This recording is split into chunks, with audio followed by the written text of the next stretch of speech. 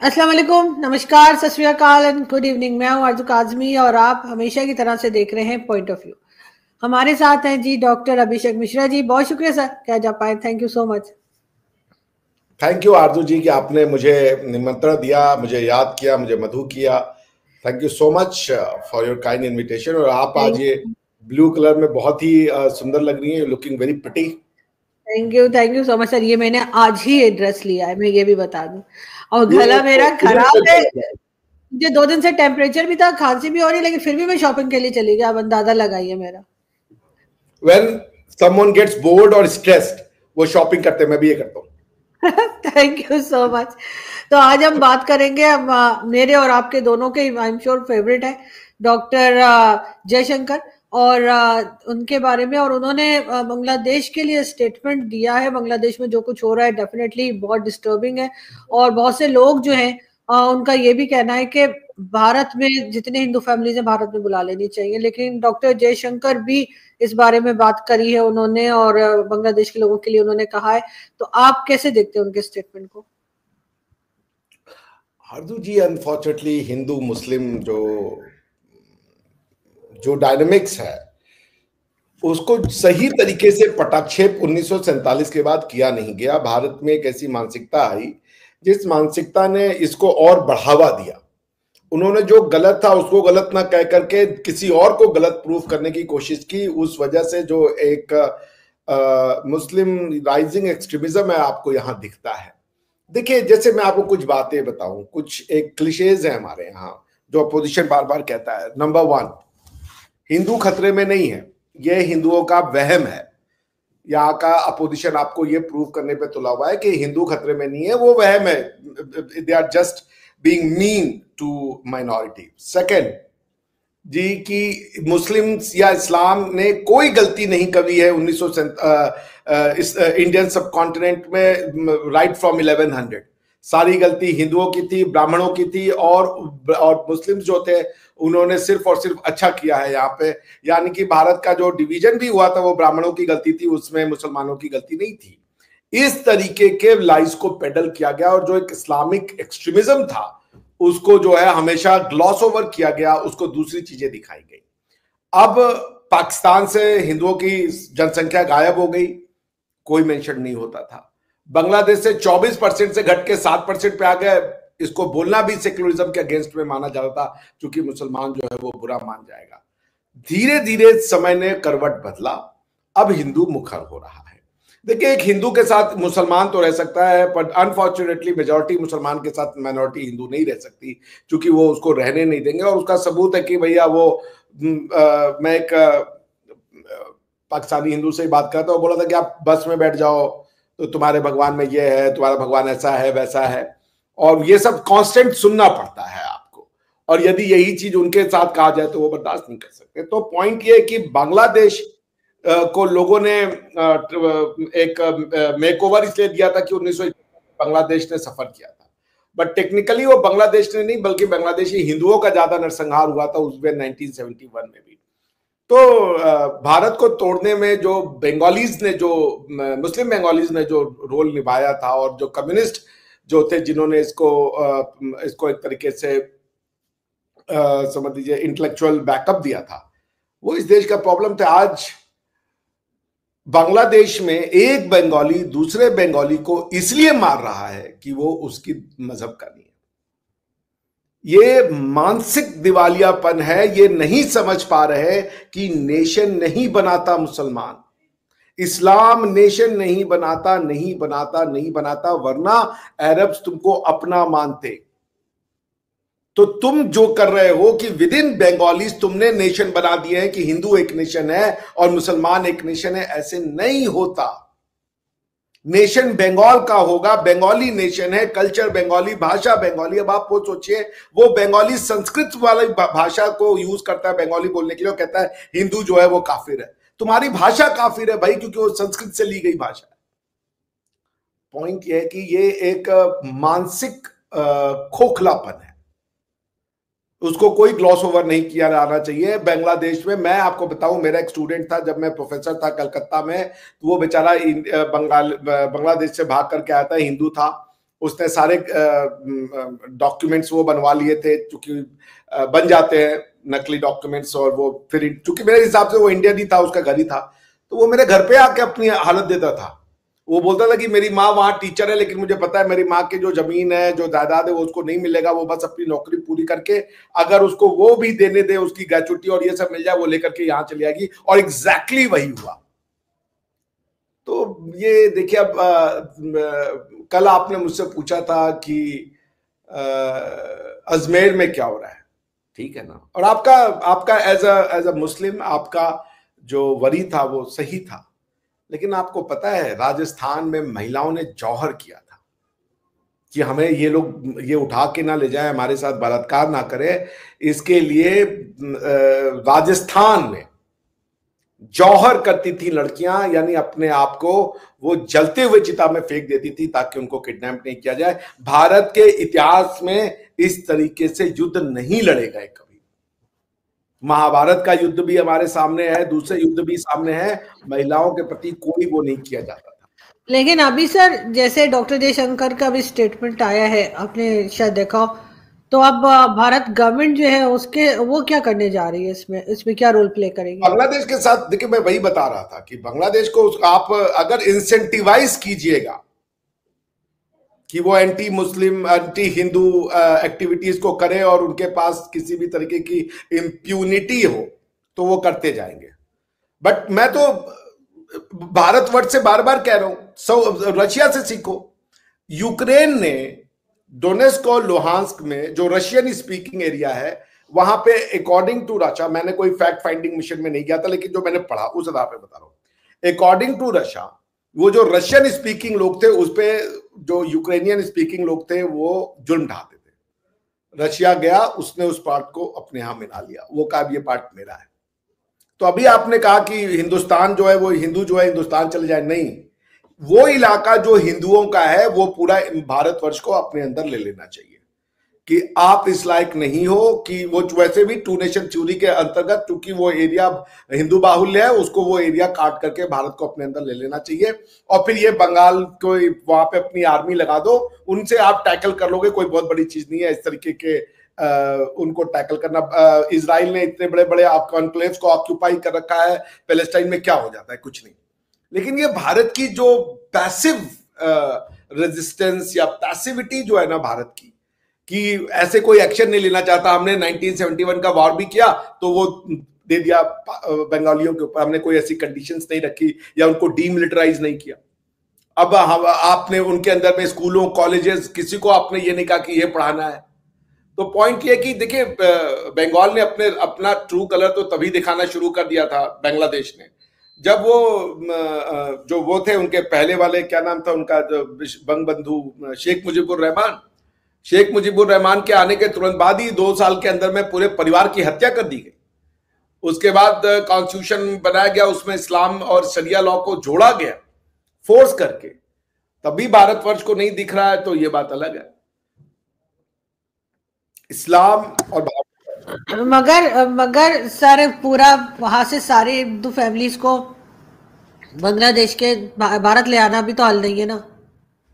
वही तो मैं कह रहा हूँ, भारत को वो पूरी टेरिटरी ले लेनी चाहिए। और भारत में तो ऑलरेडी बहुत से इलीगल बंगालीज रह रहे हैं, उसका क्या? वो तो दैट कैन बी। देखिए, कल मैं सुन रहा था एक अमेरिकन वो थे, मैं नाम भूल रहा हूँ, वो ट्रम्प के वो है विश्वास पात्र, उनसे पूछा गया कि आप जब आ रहे हो ये ट्रम्प एडमिनिस्ट्रेशन में, तो ये क्या जो इलीगल इमिग्रेंट्स हैं और ये जो उनको आप निकाल पाओगे?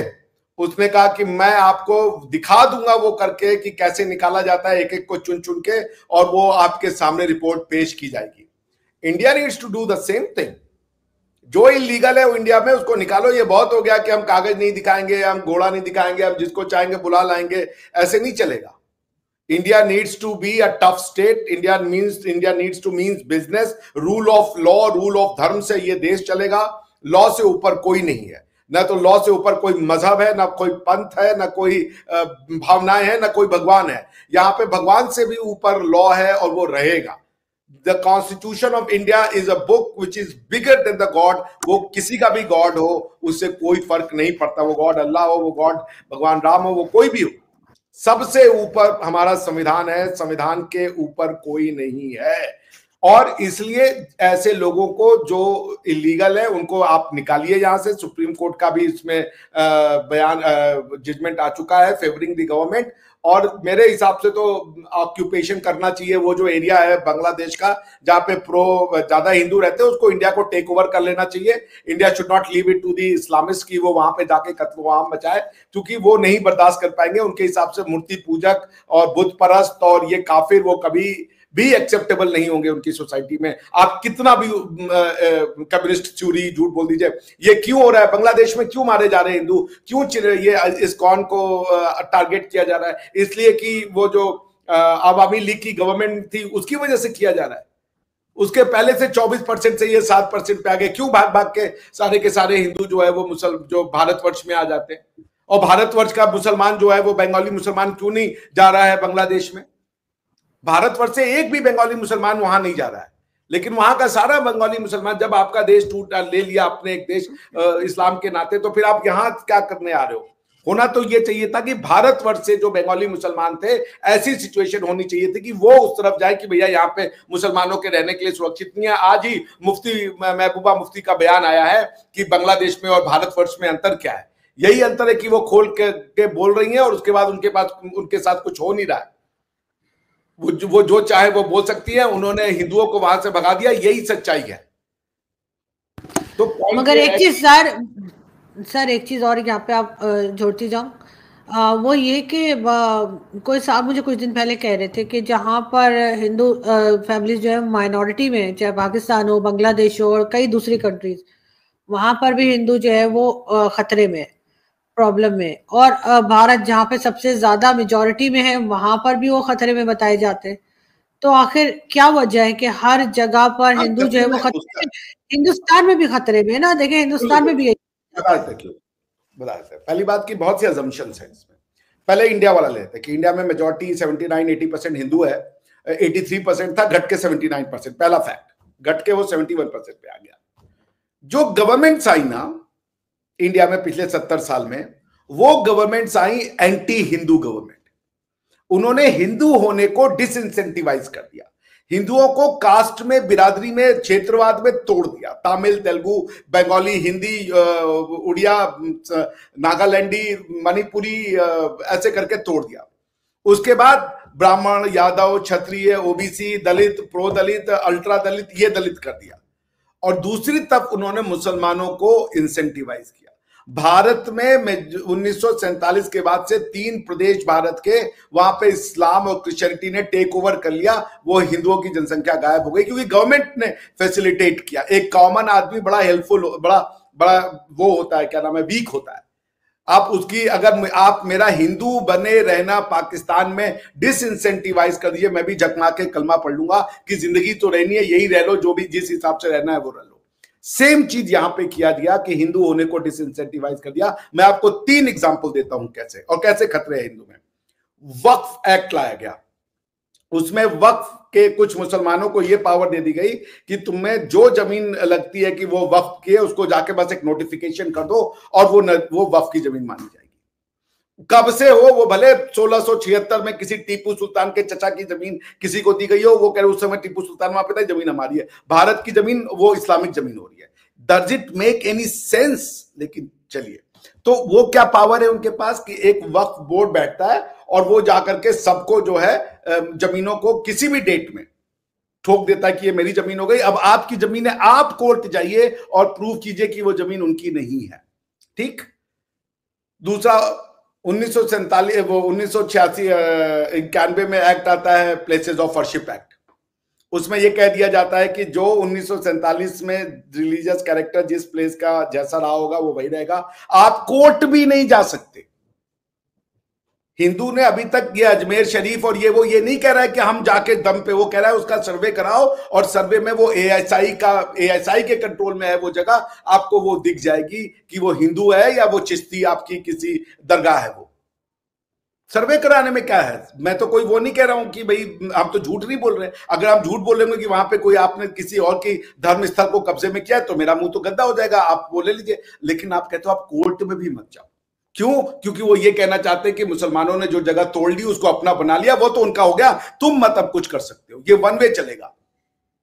हिंदुओं को डिसइंसेंटिवाइज किया। आर्टिकल 29 और 30 के अंतर्गत भारत के संविधान में रिलीजियस माइनॉरिटीज को यह अधिकार है कि वो अपनी एजुकेशनल इंस्टीट्यूशन खोल सकता है, और उसके बाद उस एजुकेशनल इंस्टीट्यूशन में क्या पढ़ाना है, क्या किसको रिक्रूट करना है, किसको नहीं करना है, किसको बच्चे को लेना है, ये सब डिटरमाइन वो करेगा। मदरसों की बाढ़ लगा दी।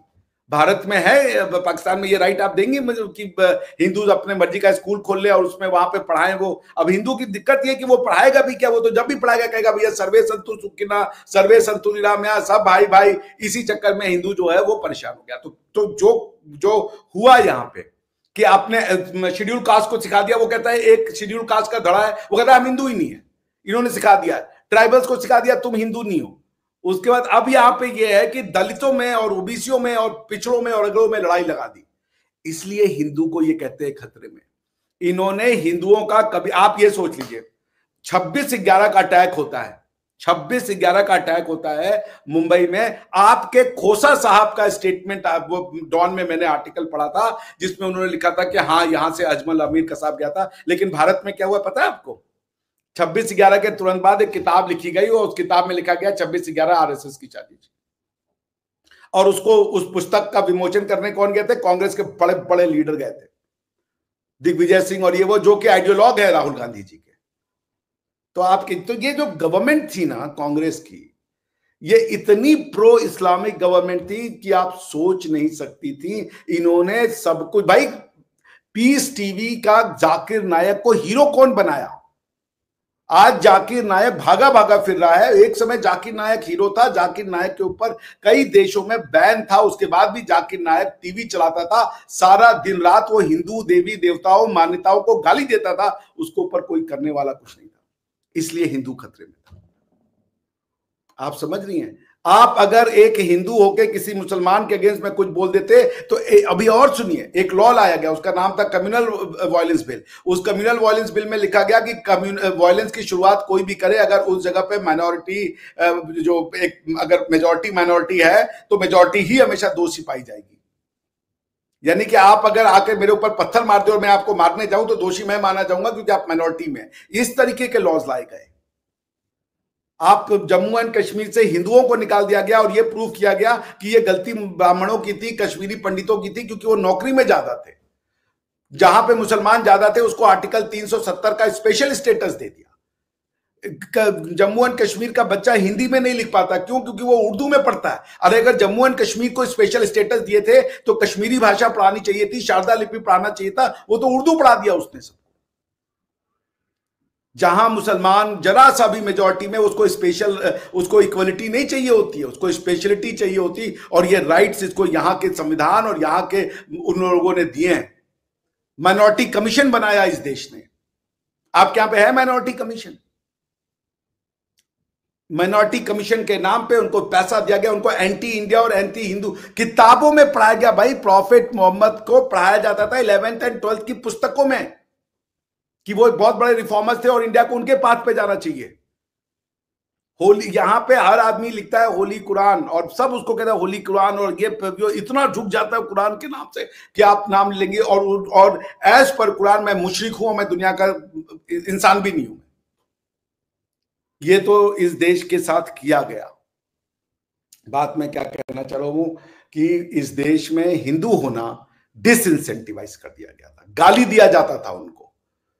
भगवान राम के बारे में सैकड़ों कमियां बताई गई कि अपनी बीवी को छोड़ दिए थे, सीता को देखो, सीता की अग्नि परीक्षा ले लिया, ये कैसा भगवान हो सकता है। उसके बाद कोई एक रामचरितमानस में लिखा था कि सीता जी के बारे में राम जी ने कह दिया कि भाई तुम तो अब रावण के यहाँ से रह के आ गई हो, तुम वैसे हो गई हो जैसे कोई कुत्ता घी चाट लेता है। ऐसे करके कई सो कॉल्ड लोगों ने ये सब स्टेटमेंट देना शुरू किए।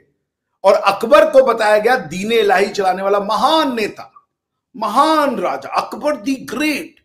क्यों ग्रेट था? क्योंकि उसने मंदिर तोड़े, उसने इलाहाबाद, प्रयागराज का नाम इलाहाबाद कर दिया। उसके बाद उसने कई रानियां रखी उसके हरम में। एक भगवान श्री राम जो एक रानी के लिए, जिसके लिए इन्होंने कहा कि भगवान ने उनके ऊपर शक करके छोड़ दिया था, वो चाहते तो पहले भी छोड़ देते जब रावण उनको लेकर के गया था, लेकिन नहीं, उस रावण से वो लड़े, अपनी वाइफ को वापस लेकर के आए। वो और वहां पे गए तो उन्होंने ये नहीं किया कि मंदोदरी को उठा ले चलो और श्रीलंका की सारी लड़कियों को उठा ले चलो और इधर ले आओ, ऐसा कुछ नहीं किया। फिर भी भगवान राम को इन्होंने अटैक किया किताबों में।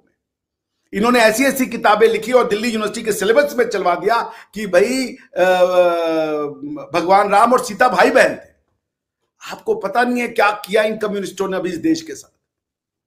इन्होंने हिंदुइज्म की हर एक आस्था को चोट किया, हर एक मान्यताओं को चोट किया और उसको पैरों की एड़ी से रगड़ने की कोशिश की झूठ के तरीके से। वो एक इसलिए आपको नहीं समझ में आता कि आप वो जेन्युइन है आपका, लेकिन हम जो यहां पर थे आरजू जी, हम नमस्ते कहने में डरते थे, क्योंकि नमस्ते कहना कम्युनल माना जाता था कि कोई मुसलमान बुरा ना मान जाए। मैं राम राम कहने में डरता हूं। अगर कोई मुसलमान हो गया आ गया और मेरे घर में अगर वो चल रहे हो भजन कीर्तन, तो मैं शर्मा जाऊंगा कि भाई भजन कीर्तन से उसको बुरा ना लग जाए। ये मानसिकता बना दी थी इस देश की। आपको पता है ये 1991 तक जहां मैं रहता हूं ज्ञानवापी में, हिंदू जो है मंदिर, जो मस्जिद में जो मंदिर का हिस्सा था वहां पूजा करने जाते थे, मुलायम सिंह यादव ने उसको बंद करवा दिया कि नहीं जाओगे यहां से पूजा करने। वोट की राजनीति, हर चीज हिंदू होना। अभी आपको कर्नाटक में आपने देखा था ना, वो जो लड़की मुस्कान थी, उसने जो अल्लाह अकबर किया था, वो हीरोइन बन गई थी। उसके बाद क्या हुआ कि ये जो गवर्नमेंट आई कर्नाटक ने, उन्होंने, चूंकि बीजेपी गवर्नमेंट ने कहा था कि आपको बुर्का बाहर उतार के आना पड़ेगा एग्जामिनेशन सेंटर में, उन्होंने क्या किया कि सारी हिंदुओं से कहा कि तुम अपना ये तिलक नहीं लगाओगी, झुमके नहीं, मंगलसूत्र नहीं, ये सब पहन के नहीं आ सकते। ये गवर्नमेंट्स ने किया है। यहां हिंदू तो अभी 30% 40% जागा है। जिस दिन वो 50 से 60% जागा, सिचुएशन वो अपने साथ क्या हुआ उसको वो समझेगा, तो वो उसकी समझ में आएगी कि ये हुआ क्या है हमारे देश के साथ। हमारी एक दिन में जिंदगी नहीं बनती, एक दिन में देश नहीं बनते। हजारों साल से हमने भारत बनाया और इन्होंने ये प्रूव कर दिया कि भारत को औरंगजेब ने बनाया, भारत को मुगलों ने बनाया है, जिनकी वजह से लड़कियां जौहर की लड़कियां आग में कूद जाती थी, क्योंकि लाश को भी नहीं छोड़ते थे वो, क्योंकि वो हिंदू है। और आप कह रहे हो कि उन्होंने वो हमारे वो उसको पढ़ाया कि वो मार्केट रिफॉर्मर है और वो हिंदुस्तान को बचाने आया था, ताकि इन लड़कियों की लाश के साथ भी वो कर सके, खिलजी और ये लोग। ये है भारत की इतिहास। नालंदा, और नालंदा तो एक यूनिवर्सिटी है, स्कूल कॉलेजेस तोड़ दिए थे जहां शिक्षा दी जाती थी, उसको बख्तियार खिलजी। और ये सुनिए, जहां पे वो नालंदा यूनिवर्सिटी है, उस जगह का नाम है बख्तियारपुर। जिसने नालंदा यूनिवर्सिटी में आग लगाई, और कहते हैं 8 दिन तक जली थी। ह्वेन सांग ने अपनी किताब में लिखा था कि, और एक चाइनीज पिक्चर है जिसमें वो बताता है, जब मैं नालंदा गया तो मेरे आंखों में विश्वास नहीं हुआ कि कितनी एडवांस्ड लर्निंग सोसाइटी है ये। उसको आग लगाई, 7 दिन तक जला था। खिलजी, बख्तियार खिलजी ने उस जगह का नाम बख्तियार खिलजी तक रखा। ये है इस देश की सच्चाई। क्या किया है इन्होंने। हमें मुसलमानों से कोई वो नहीं है। एक नॉर्मल ऑर्डिनरी मुसलमान हो, वो ईश्वर, वो अल्लाह को माने, हम तो हाथ जोड़ के कहते हैं भाई आपका अल्लाह सबसे बेहतर है, आपको वही मुबारक हो।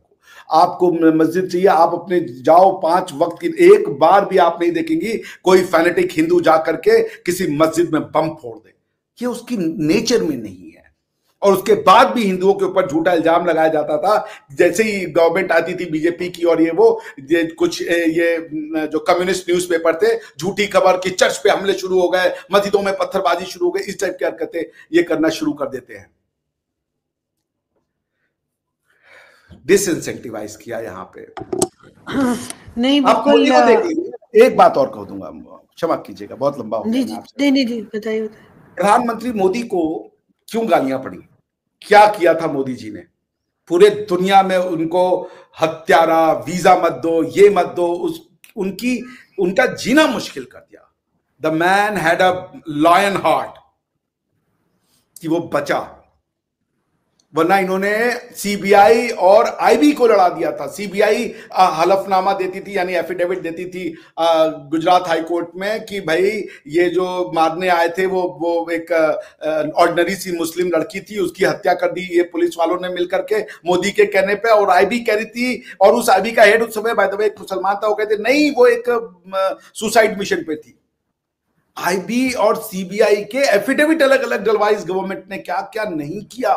मैंने आपको बताया कि आपके डॉन के खोशा साहब ने लिखा था कि अब ये कसाब आपके यहां से गया था, हमारे यहां पे लिखा गया ये आरएसएस ने करवाया है, हमारे लोगों ने कहा ये।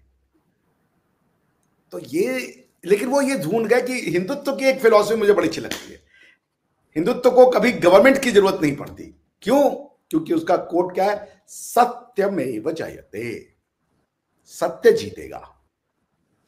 सत्य को किसी के आगे नतमस्तक। आज आप देखिए, काश पटेल एफबीआई के चीफ बन गए, माइनॉरिटी का रोना रोया उन्होंने, भारतीय रोते वहां पे। मुसलमान जहां जाता है जी हमारे साथ बहुत बड़ा जुल्म हो रहा है, हमारे ऊपर, मतलब हम मुसलमान हैं इसलिए हमको जीना मुश्किल कर दिया लोगों ने। 1% से भी कम भारतीय हैं।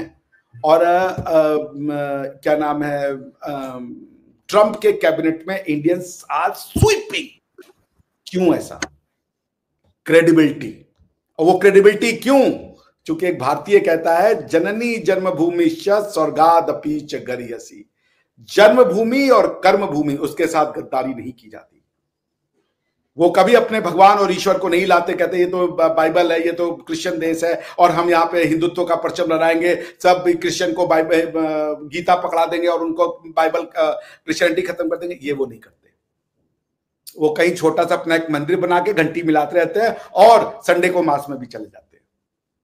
ये क्रेडिबिलिटी है उनकी कि ये देश के साथ गद्दारी नहीं करेंगे।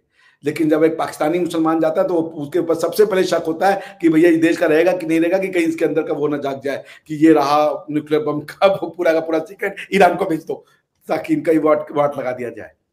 तो क्रेडिबिलिटी है भारतीयों की।